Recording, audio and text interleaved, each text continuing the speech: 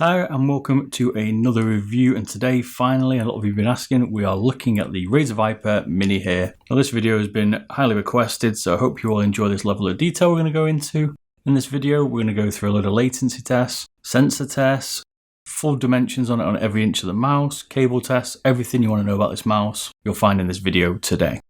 So what's different about this channel? Well, I go into some really low level detail in this channel, as well as doing full teardowns and weight reductions, which we won't do today. But in these reviews, it's going to be providing with all the data and statistics around the tools of the gaming industry, enabling you to pick the right mouse or keyboard, giving you that competitive edge to outplay your rivals in your games. Now the price of this Razer Viper Mini will be a bit of a surprise to most people, because Razer are not known for doing budget gaming gear, and it comes in at £40 or $40 US, which is a really good price.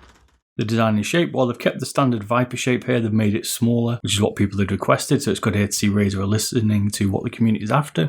I'll go through the full dimensions, as I've said, later on in the video to give you a better understanding whether this will fit your hand or not. They've taken the rubber off all the sides here. This is fully plastic. They've only got the left hand side buttons here. They've added a DPI button on the top, that's new. This again might get in the way of some people's play. A lot of people seem to hit these accidentally on the top here. I don't generally have that as an issue for me. They've finally added some decent skates to this thing. This has got full length skates, but they're decent PTFE here. And we'll find out in the glide test really how good these are, but they feel straight off the bat really nice. Good change here from Razer. The one downside here, and I originally thought it was a black PTFE skate, is the one around the sensor. It's not, it's plastic. And a lot of people are having to sand this down. If you look on all the forums, which is a bit of a shame here, would have been nice for them to put a skate there or to make the sensor ring that's plastic higher up into the shell here, so people weren't finding it was catching on pads. The logo, unlike the other Vipers, is fully visible all the time, whether it's night or day or on or off. It doesn't hide like the ones doing the stealth style. Doesn't really bother me though, still looks good. They've also added an underglow here in the RGB lighting area, and the standard SpeedFlex cable here is the same as on the other Vipers that we've tested, so no change there. So how does this mouse fit my hand? Well, I've got an 18 by 9 centimeter hand here. This mouse is probably a little bit small for me. I certainly struggle to palm it. I can fingertip grip it and I can claw grip it. But for me, it was still a little bit short here. I was finding if I were to really not use a relaxed claw here, I'd have to really push my fingers back on the mouse. I'm struggling to find a good sweet spot for my fingers. My girlfriend's hand, which is 16 centimeters by 7.5 though, fit her hand really well. She can grip it in all the different styles, including palm here. Definitely fits her hand much better than mine. So build quality, well, there's no rubber, but for me, I don't particularly mind that. People with sweaty hands might have a bit of an issue here if it's slipping around. You have to put some grip tape on it, but no squeaks, no rattles, no creaks, no issues with the build quality from the version here I've got from Razer. Onboard memory, well, the good news here, you can customize it within Synapsys, and then you can unplug it and move it to a console or a PC, and it remembers all the settings without needing Synapsys on it. The only thing that doesn't go with it is some of the lift-off adjustments for custom mouse pads that we'll get into later for the sensor. Other than that, you can move it around and it'll remember your custom profile set in Synapsys. Good stuff. So the mouse sensor and draw test here, well, the sensor in this is not the 3389 that's in the standard Vipers. This is using a 3359, which is a cheaper version of the sensor, customized for Razer. And this is one that people are having a lot of issues with or gripes on forums. Me too. It's one of the things that I think Razer shouldn't have skimped on here, and they have. It would have been nicer if they put the 3389 in it. We're going through the draw test here. You can see that tracking wise, this mouse has no issues. It's still pretty good. No issues on that front. If you look at the lift off and press test here, you can see the laser jumps around because of the tracking, because it's got high lift off distance, and you can see it's struggling. It doesn't reset very well and it moves around. So if you lift like I do quite a lot, you're going to find when you're moving your mouse around, it's going to move on the screen as well when you lift up. And when you come back to sit down again, you're going to be in a different position to when you left. This isn't an issue for people that don't lift or for people that don't mind this, but for me and for many other people, this is a problem. If you compare this to the standard Viper using the 3389 sensor, you can see the issue here doesn't exist. Now there are some workarounds on this, and I've done a video on this as well. Check it out if you want to change that. You can use Synapsys custom mousepad here to do that, and you can also use tape. Either one's not ideal. It would have been better to have a 3389 sensor. So what's the default lift-off distance? Well, it's 3mm or 2.5 DVDs. If you're using the Rocket Jump Ninja theory here, which is way too high, most mice track below 1 DVD or just above 1 DVD. A lot of people also like to know where the sensor is located, whether it's front, back, left or right. On the Viper here, it's 56mm from the front, 62mm from the back, 27mm from the left, and 27mm from the right. So it's dead center, left and right, but it's slightly towards the front of the mouse. So slam tests, no issues with this sensor, didn't spin out. Moving on to one of the newer tests that I'm doing here, and we're still collecting the data for the other mice here, but we're using the CPI deviation that people have asked for. And we've tested it at 400 DPI, where it gave us an average of 391, which means it's got a deviation of -2%. We then tested 800 DPI, and the average was 825, giving it a deviation of +3%. And then we measured it again at 1600 DPI, and it came in with an average 1618, which gives it a deviation of +1%. So DPI increments, you can increment it only in 100s. It's a bit of a shame here. It would have been nice to do it in 50s, which helps offset some of the sensor deviation. But it is a cheaper sensor, and we still remember it's only $40 or 40 UK pounds. So movement latency here, well, on Rainbow 6 it came in at 22 milliseconds, which puts it in the middle of the table. CSGO, 22 milliseconds again, places it middle of the table. Kovac, 27 milliseconds, again, middle of the table. So not bad here. So button latency here, Rainbow 6 it came in at 38 milliseconds. It's a nice result on this one, placing it third fastest. CSGO, 41 milliseconds. Again, keeping the trend going here, and it's in second place this time, second fastest. And then Kovac, 32 milliseconds, puts it again in third. So button test latency is doing well here. Going to the switch here, because there's pre and post travel with the button. In Rainbow 6, it's 29 milliseconds. That puts it in first place. That's impressive. CSGO, 43 milliseconds. Slips it to the middle of the table here. And in Kovac, 27 milliseconds. Coming back here again to restore it to first place. So the buttons here are looking quick on this Viper. Certainly interesting to see how it does in the bump test in a bit against the M1K, which is the champion. So human benchmark came with an average of 161 millisecond. Again, puts it in first place. This is looking to be a quick mouse. Then in blood PK latency test here, we get an average of 167 milliseconds. This slips it to the rear of the pack on this test. On the left button, on the right button gives it an average of 160 milliseconds. The better result here, it puts it in fifth place. If we average out those, it gives 164 milliseconds, puts it in the middle of the table.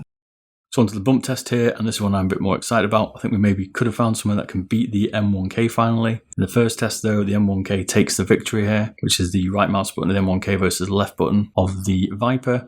And in the second test, the M1K takes it again, and that's the M1K's left button versus the Viper's right button. So I'd expected a bit more here from the Viper, but the M1K still stays reigning champion. So clicks per second comes in at 6.3 clicks per second here, sits around the same area as the other Vipers. So button feeling, well, this is using the 50 million Razer optomechanical ones here, which are slightly different to the Ultimate, which uses 70 million optomechanical, and for me they feel very, very similar. A few people are saying they feel different, but I didn't really notice it. Maybe we'll find that in the force gauge tests here. This is how they sound.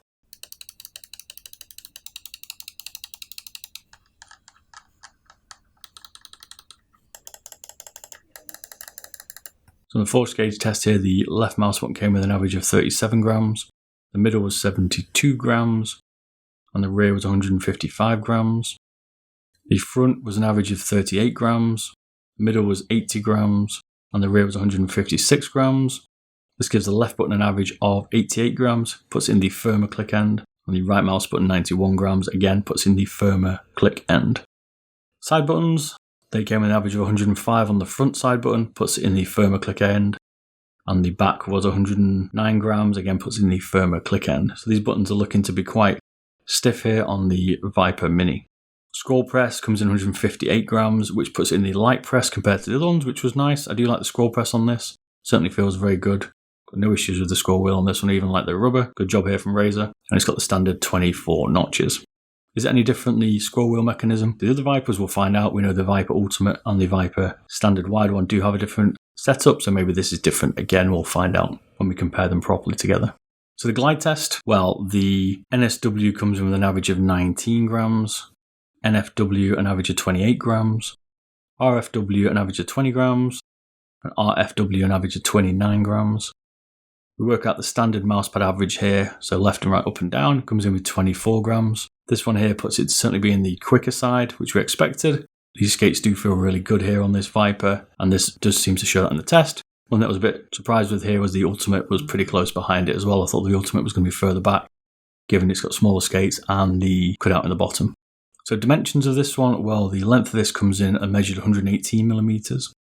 The rear width is 60 millimeters. The middle top is 53 millimeters.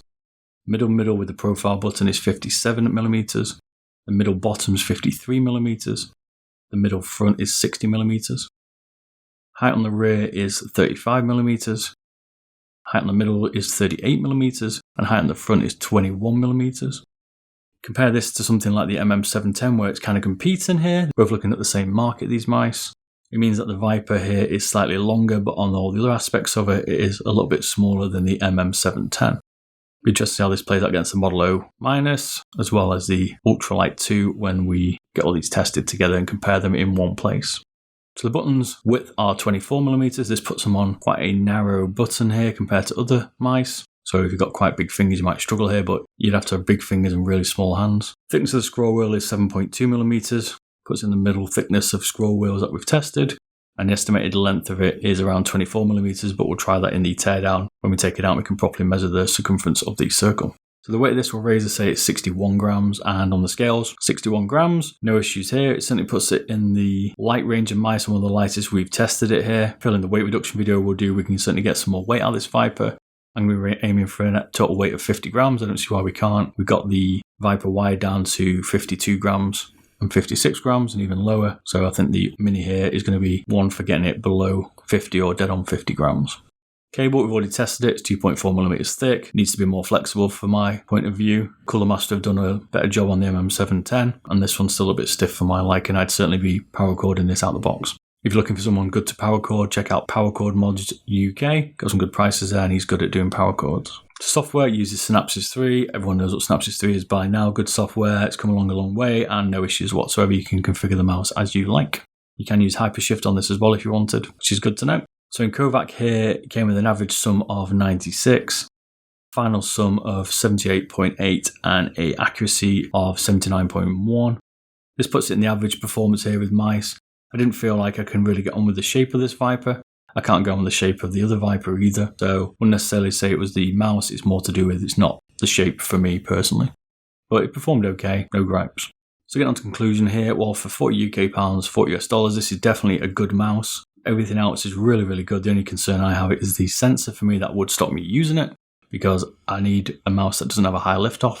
And you're not able to configure that enough within Synapsys. You can kind of hack it around a bit, but you can't bring it down, which is a bit of a shame. If Razer had put this as a 3389, I think there'd be no complaints. This would be a very, very good mouse for £40, 40 US dollars, even £50, 50 US dollars. This would have been a good mouse. Hopefully Razer can change the sensor in it because that's the one problem.